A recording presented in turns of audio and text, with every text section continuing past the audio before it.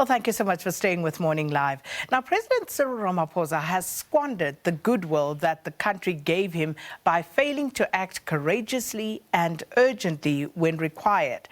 This is according to Sunday Times Deputy Editor Mike Siluma, who says that Ramaphosa is besieged by problems, including a growing power crisis, a stressful party rivalry, and of course economic failures that is fueling civil discontent at this stage. Now, Siluma says that Ramaphosa's time in office must be assessed in his own promises, of course, the promises that he made to the nation, and we'll see how he has fared in this regard.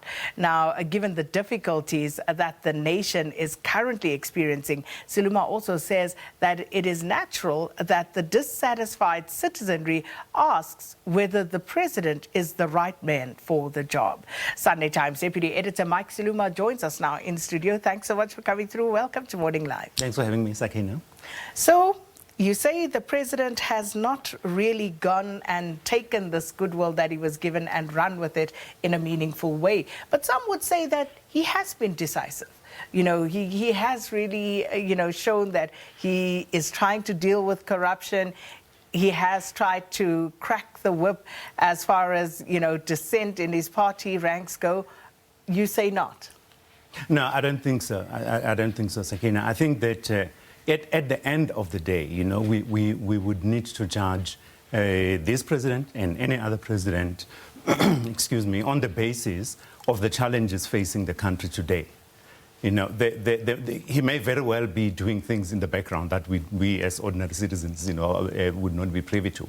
But at the end of the day, what really matters is whether the problems that face us as South Africans actually are being addressed and in a visible and effective way. And from where I'm sitting, I am not seeing that happening. You alluded earlier to the question of electricity, the power crisis that we're having. It is a crisis. Of course, he inherited it. It's been going on for nearly, 30 years? Nearly 20 years it's been going on. He inherited it. But before that, he was heading up the war room at Eskom as deputy president, and he is now president. And we are not seeing a plan that is being implemented as opposed to that is being spoken about. There was that conversation about whether Eskom should be split up or not split up, how it should be, all of those things are not of concern to us as citizens, shouldn't be of concern to us. The bottom line is that we need stable and consistent supply of electricity. That is not happening. If you look at the issue of crime, it is not being resolved. If you look at, earlier on, you were reporting on the shootings that are happening. Just the general lawlessness in the country, where citizens feel that the state is not living up to its duty, of protecting life, of protecting property. If people look back at what happened last July, a year, ago today, and they ask themselves, could this happen again? Can the president give us the assurance that this will never happen again on his watch? And why have the perpetrators and the instigators of that violence not been apprehended or punished, through the criminal justice system? So those are the things that worry South Africans. If I'm a South African, I want to know that when I wake up tomorrow, I will still have my job. My place of work will not have been razed to the ground. That if I'm a business person, I can invest in South Africa with the assurance, that my investment will be safe. If I'm an industrialist, I want to know that I will have a consistent supply of electricity. And just in terms of answering all of those questions that you've just posed, can we as South Africans sit here and say that we are confident that all of those things will not come to pass? No, we cannot. Even I am not sure. People keep saying that the president must speak. If he were to speak, for example, about the issue that you're alluding to of lawlessness, of political instability, of the kind or unrest of the kind that we saw last year, if he were to speak, what would he say? Is he in a position to say this will not happen again? And these are the people actually who perpetrated the crimes. And this is what is happening to them as we speak. I doubt very much that he would be able to say that. Is there a correlation between what's happening politically within the African National Congress and the general lawlessness that seems to have taken hold of our communities? Yes, there is and also, you know, the lawlessness, that what you are having is a confluence of criminal lawlessness in society, but also you have in the governing party a rejection. You know, there are lots of people in the ANC who are rejecting the concept of democracy, of the rule of law, of the supremacy of the constitution. There are lots of people who do not believe in that. And they believe that it would be legitimate for them to gain political power. If they cannot gain political power in the ANC as members of the ANC, that they can gain political power by making it very, very difficult, if not impossible, for whoever is running the ANC to run the country, as they were trying to do, you know, last year. I mean, President Ramaphosa referred to a failed insurrection, you know, and I think that he was right, you know, that the people behind the violence are people who are wanting to get political power without going through the ballot box, without subjecting themselves to the will of the people of South Africa. So if there was a failed insurrection, where are the perpetrators of such? Why have they not been arrested? Why have they not been brought to book? And the ones who have been brought to book, we're told, are not the real people that the president and, of course, the government, law enforcement, should have gone after. So what's your view on that? Of course, that's the crux of the matter, that the people who have been arrested are people, you know, who maybe a couple of looters there, or people who were on social media, you know, saying things on social media. But we all know that those are not the people they're not the masterminds of what transpired. And the central to this is that the South African state is proving itself to be unable to clearly identify the people who were behind the crime, basically, which is what it was. And Dr. Siluma, is it unable or unwilling to? I think that there is this question. You know, there's a view that the president himself and the government does not have complete control of the state. Of the security forces, of national intelligence, that there are too many people in the state who are still sympathetic to President Jacob Zuma, who do not owe allegiance to President Cyril Ramaphosa, in fact, who would like to see him gone. So from where I'm sitting, I think that the president would need to have the confidence if he were to make a call, for example, that he is going for and dealing with the people who are causing problems, that the people that we were talking about earlier, he needs to have the confidence that the state security apparatus will actually carry out what he wants carried out. Let me give you an example.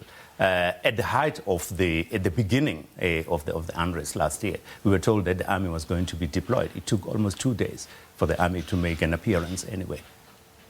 So, if indeed this is how things are playing out at the moment, as you say, the president has had a lot of goodwill in order to come in and fix what South African society believed was wrong.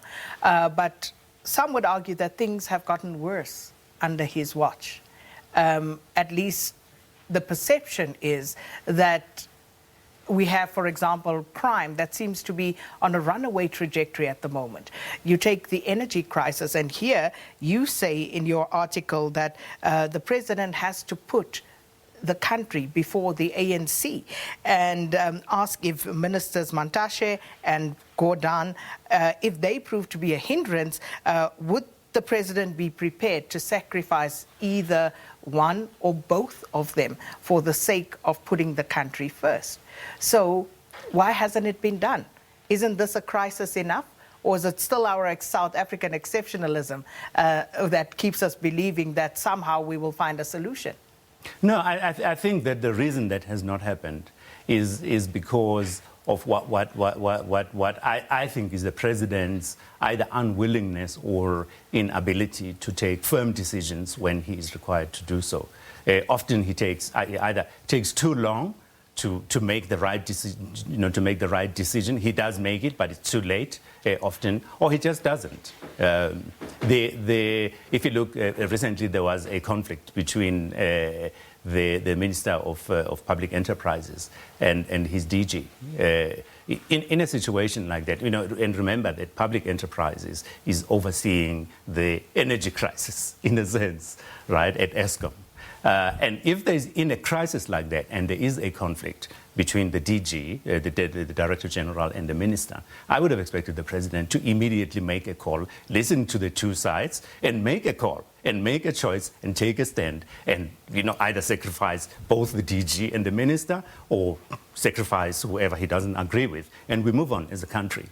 That issue is not even resolved as it is now. It was kicked, kicked down the road, given to another minister to deal with, and not the President. But even then, and let's talk frankly about the fact that we seem to have super ministers in this cabinet who will get by no matter what.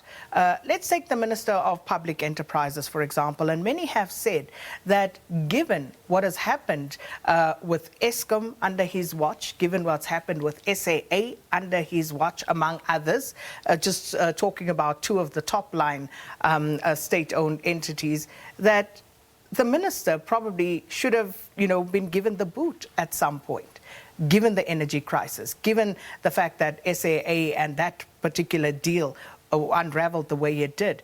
What's your view on that? Sakina, I'm not a great believer in reducing problems like these to one person. I think that the power crisis has been going on for, just talking about the power crisis, it's been going on for a long time. I know there are people who are saying that fire Praveen Gordhan, and presumably that'll be the silver bullet that will solve the problem, or fire the CEO of Eskom and it will solve the problem. I don't think so.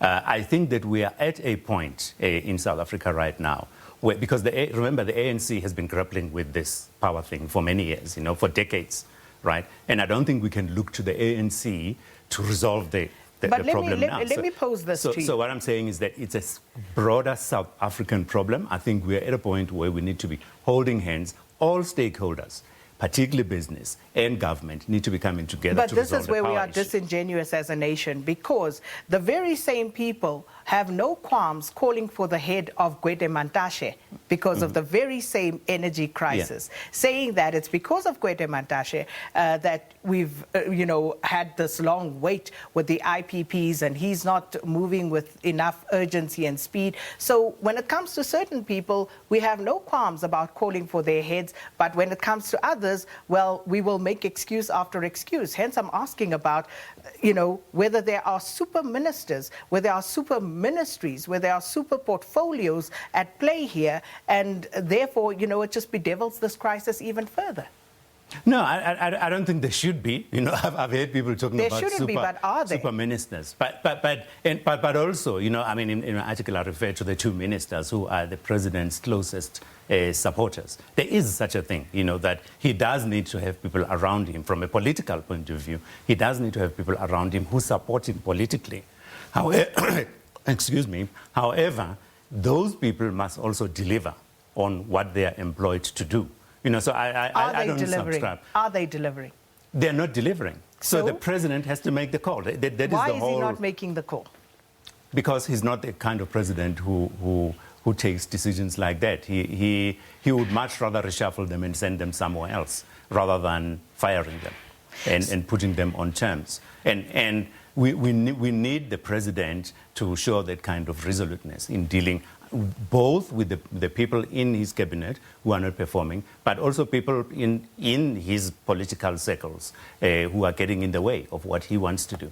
What about the media in terms of extending that goodwill once again that you start off with, where you talk about the goodwill that has been extended to President Cyril Ramaphosa? The media and media coverage of things that have gone on under the Ramaphosa administration.